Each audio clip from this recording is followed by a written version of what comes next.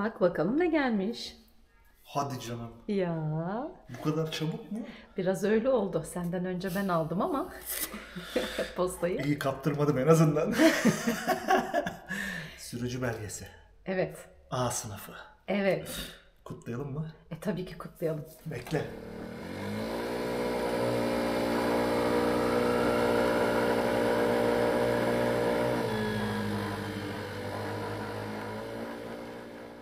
Kutlayalım dedik. Bunu sizinle açalım istedik. Şimdi ben bunu açarken aslında Nazan da birkaç sorunuz olacaktır eminim. Onları cevaplasın aslında. Bunu açarken tabii ki biz Heyecanımıza. titriyorum. Bunu niye aldık? Evet. Yani bu ehliyeti Biz niye bunu aldık? niye aldık arkadaşlar? Bunun sonucunda ne oldu? Niye yoktuk? Nerelerdeydik? Hiç ehliyetimiz Ne yokmuş gibi. yaptık? Değil mi? Evet, Hiç ehliyetimiz. Bir tır hiç yoktu. hiç Ama yoktu. Ehliyetimiz hiç yoktu. Ya tır ehliyetim falan kaldı herhalde değil mi? Bir tek onları valla aldım. annem söylüyor oğlum yani diyor almadığın bir tır kalmıştı. Başka ne alabilirsin Onu ki da diyor. alacağız anne. Ama diyemedim işte. Anne o oyuncaklarımı elimden almayacaktın ufakken diye. Şimdi bak oyuncaklarla uğraşıyorum burada. Evet, şimdi işin komik kısmını geçelim arkadaşlar. Uzun bir aranın sonrasında herkese merhabalar. Biz çok yoğun bir yaz sezonu geçirdik. Evet. Biliyorsunuz bir işletme açtık, çalışmaya başladık. Turizmci olduk. Turizmci olduk. Burada bir yerleşik bir düzene geçtik. Hayatımızı devam ettirdik. Ama tabii ki karavan hayatımızdan ayrıldık bu sebeple. Ama bunun yerini doldurması gerekiyordu. Biz böyle olmaz dedik yani. Motorla hayata devam ettik. Tabii bunlar hep bir güzel hayaller. Onları gerçeğe dönüştürdüğümüz için ayrıca mutluyuz. Şimdi evet yoktuk. Tatilimizi yapmadan hayata kaldığımız yerden devam ederek sizlerin karşınızdayız. Siz yazın yaptınız. Biz yaz sonu artık kış başına doğru falan biraz rahatlamış olacağız. Şu an Dinleneceğiz. tatilde miyiz o zaman? Umuyoruz yollarda olacağız. Hadi inşallah. Evet. Umarım keyifli, güzel ve bilgilendirici video olur. Başlayalım. Başlayalım. Neden yeni bir ehliyet varken neden aldık? Yeni bu. Cincik. Evet. Lütfen anlatır mısın? Valla benim A2 ehliyetim vardı biliyorsunuz. Hı. Ama A2 ehliyet belli bir skalaya kadar motoru kullanabilir diyor. Tamam. Ama daha üstünü kullanma ihtiyacı duyduğumuz için A ehliyeti almak ihtiyacı oldu. Bundan dolayı A ehliyeti kursuna yazıldım. A ehliyet bütün motorları kullanabilir mi demek? Evet. Süper. Şimdi Tamam. A1 ehliyet var, A2 ehliyet var ve A0. var. A var. A1 ehliyet 125 cc'ye kadar olan bütün motorları kullanır. Yani ben Yani varsa A1'in. vardır herhalde. Ben? Yok. Yok peki. A2 Heh. 600 cc'ye kadar olan bütün motorları kullanabilir. Bu da karşılığı tekabül 47 beygir civarında bir şeydir. Tamam ona gerek yok bana. Evet, A0'da 47 beygirden sonra 48 beygir itibariyle bütün 1200 cc, 1600 cc artık ne varsa Allah Hepsi. ne verdiyse kullanabilir Ha, diyor. motor için ama. Evet, Motor- mevzuat motosiklet. onu söylüyor. Tamam, motosiklet. A sınıfı Tamam. çünkü motor Tamam skalasıdır. süper. Biz tabii böyle 1600-1200'lükler falan değil ama sonuçta 600'ün üstünde yollarda yol yapacağımız, biraz da yoldan çıkacağımız daha kuvvetli bir motor ihtiyacı duyduğumuzu düşündüğümüz için Tamam. böyle bir Yüksel. ehliyete giriştik. O yüzden de ehliyet yenilendi. Evet. Ya bir haftada paketlediler beni sağ olsunlar. Ehliyet kursunda yoğun bir baskı bir haftada paketlendi. Anlatır mısın? Ben hiç gelemedim tabii oraya. Neler yaptın? Aslında anlatmayayım. Görüntülerle göstereyim istiyorsan. Tamam o da olur. Görüntülerle bir hafta içerisinde neler yapmışım. Şöyle kısa bir görüntü vereyim.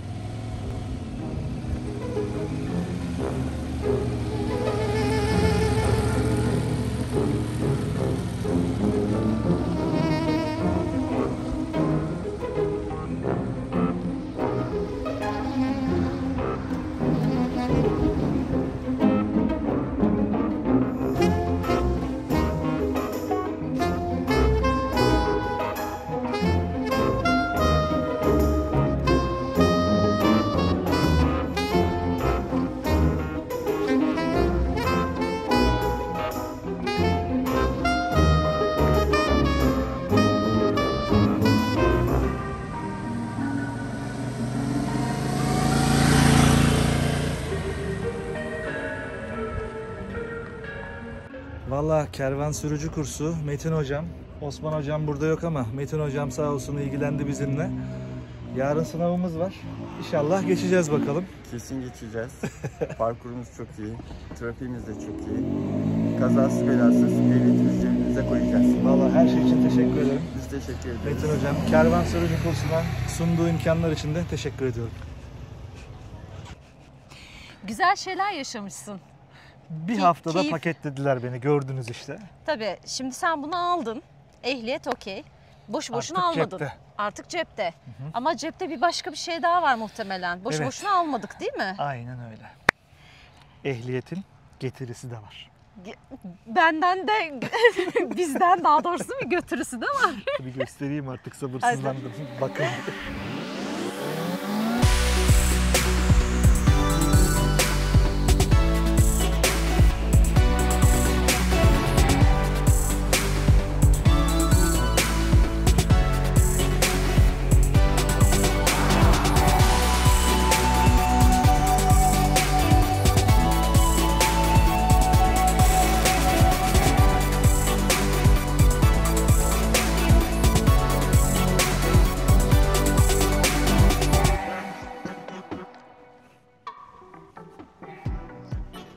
Ben bunun için ne diyorum biliyor musun? Efsaneler ölmez, şekil değiştirir. Vatan bölünmez. Ya hayır. Doğru söylüyorsun.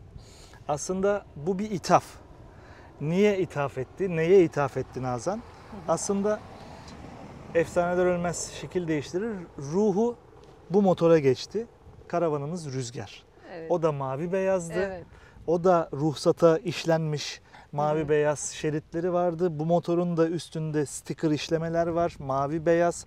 Görüyorsunuz olduğumuz yerde 48 numarası işlenmiş. Görür görmez yani kesinlikle bu dedim. Yani bu belki de hani onu çağrıştırmıştı. Onu hissettim. Biliyorsunuz ben karavancıyım. O yüzden ve belki de o yüzden ben bu kadar şey yaptım. Ama ilk gördüğümüzde evet bu dedik. Gerçekten biz bazen aslında hissettiriyor böyle şeyler. Bakıyorduk. Şehir dışından da motor bakıyorduk. Oradan buradan her yerden ama çok zor olacaktı. Hakikaten şehir dışına gitmek, o motoru kontrol ettirmek, var mı, bakımlı mı vesaire mi, getirmek, tekrardan buraya yükleyip Çok indirmek eziyet, falan. evet. Evet, çok büyük bir yorgunluk olacaktı. Mümkünse bize yakın yerlerde Bakmaya motor ilk baktık özellik ama oldu. evimizin dibindeymiş kısmetimiz Evet. ve bizim için süslenmiş, hazır bekliyormuş aslında. Gerçekten. Yani yürüyerek gittik şöyle bir bakalım diye 3 tane var. Üçüne de baktık ama bir türlü içimize sinmedi. İş yeri sahibinin kendine yaptığı var. Evet kendisininmiş. Bir de şu var dedi. Işığı bir açtı biz böyle kaldık. Dedim yok yani başka bir şey olamaz bu. Evet, nasip kısmet Nasip diyorum kısmet, ya, nasip kısmete evet. inanıyoruz Meğer hakikaten. arka sokağımızda, iki arka sokağımızda bulunuyormuş yani. Ve her şeyiyle yine üstünde bize geldi. Navigasyonundan, işte sis farlarına, koruma demirlerinden, çantasıyla vesaire. Yani hiç yere boş parasını alacağımız bir motor bize aslında dolu dolu geldi. O yüzden de mutluyuz açıkçası. Kesinlikle. Şöyle koyayım. Hı hı. Peki bununla alakalı biraz bilgi verelim istiyorum. Neden XADV? Sen niye XADV'ye bu kadar şey yaptın? Çünkü Ya biz Antalya fuarında sürüş günlerine katıldığımızda Honda ile Honda onu sürüş bir hatırlayalım mı ya? Evet. Honda sürüş günlerine gittiğimizde orada bunun ADV sarısı. 350'ye binmiştim biliyorsunuz, hatırlarsınız. O zaman Forza'dan çok da bir farkı olmadığını hissettim açıkçası ama sarı bir tane XADV'ymiş o. O zaman tabii benim hayalimde bile yok böyle bir şey. Onu görünce ben... O görüntüyü gösterelim bir. O zamanki tepkilerime bir bakın isterseniz. Bence çok güzel bir motor ya. Ama Nazan bunu beğendi. Çok kuvvetli motor. Zapt edebilir miyim onu bile bilmiyorum açıkçası. Yaşayıp binip, şu an binemem. O yüzden ehliyetim yok yani. Gördünüz işte. Aynen öyle. Gerçekten. Nasıl tedirginim. Şimdi yani... Sonrasında aslında biz bir Datça yolculuğu yaptık. Çok klas, kaliteli insanlarla 3 motor yola çıktık, gittik. Ama maalesef ki ben o yolculuğun kaydını, kartını kaybettim. Kaybettik. O Yok. yüzden sizlerle paylaşamadık ve çok üzgünüm Çok gerçekten üzgünüz. bununla alakalı. Biz Keşke daha. olsaydı, gösterseydik. Forza ile gittik. Evet, o yolculukta 2 kişi gidiyoruz. Bir Transalp, bir ADV 350 ile beraber ve biz arkada biraz can çekiştik açıkçası. Ama yetiştik. Yetiştik. Sağ olsun, onlar bizi beklediler. Biraz hız kestiler, şey yaptılar. Zaten süratli gitmiyoruz ama yine de otoyol şartlarında gitmeye çalışıyorsun. Onlara göre daha çabuk yoruluyorsun. Bunun sebebi midir? Şimdi yine aynı soruya dönüyorum. Neden XADV? Hayır. Değildir. Çünkü biz biliyorsunuz karavancıydık, kampçıydık. Biz bazen yollardan sapmak istiyoruz. Normal yollarda gidebileceğimiz motor Forza değil. Tamam. O yüzden yeri geldiğinde ansızın ya da aniden yoldan sapmak istediğimizde Forza ile bunu yapamıyorduk açıkçası. Bununla da bu İsviçre çakısı gibi bir motor. Öyle olduğu için de doğru şartları bize sunacak bir motor arayışına girdik. Dönüp maziyi karıştırdığımızda sen ürktün ama bir de şöyle bir şey var diye beni yine cesaretlendiren Nazan'dı. Kısmetimizde varmış. Şimdi bakıyorsunuz otomatik. Evet, hacmi de güzel. Konforlu.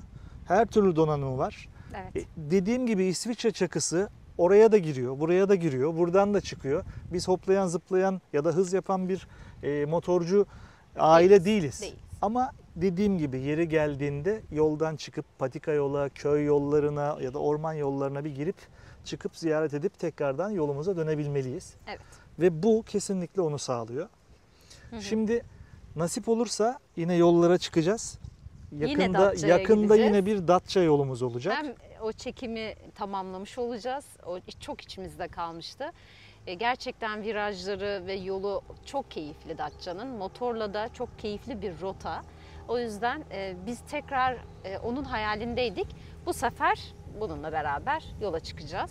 Bir sonraki videomuz umarım öyle olacak. Evet, bazen çok ara veriyoruz. Farkındayız bunun. Biz de istemiyoruz ama maalesef turizmci olduğumuz için ve hizmet sektörüne girdiğimiz için ayrılıp da işimizi bırakıp yollara çıkamıyoruz. Yazın yoktuk. Bundan sonra varız diyoruz artık. Yani mümkün olduğunca, elimizden geldiğince artık devam edeceğiz. Yani zaten bırakmak gibi bir niyetimiz hiç olmadı. Ama mecburiyetlerimiz oldu işte. Bu yüzden de biraz ara vermiş olduk. Forza'mızı, Alfa'mızı satışa çıkardık. Sarı sayfalardaki ilanı aşağıda bırakırım. İhtiyacı olan, ilgilenen ya da bakmak isteyen varsa yönlendirirseniz ya da iletişim kurarsanız bizimle mutlu oluruz. Öğretmenden temiz. Güzeldi. Link benden. Şimdilik bu kadar olsun. Tamam. Yüz görümlülüğü yaptık. Sonrasında bakacağız. Bir hayırlı olsunuzu alırız. Umarız yollarda karşılaşırız. Bizi görememeniz imkansız. Çok mavi görüneceğiz. Havalı konu takacağım. Dali dili gezeceğiz ondan sonra Yok, ortalığı. ona gerek. Umarım tekrar bir sonraki videomuzda görüşürüz. Bu seferki daha keyifli, daha güzel bir rotada olacak. Şimdilik bizden bu kadar olsun. Olur mu? Rüzgar geri döndü. Peki. Görüşürüz.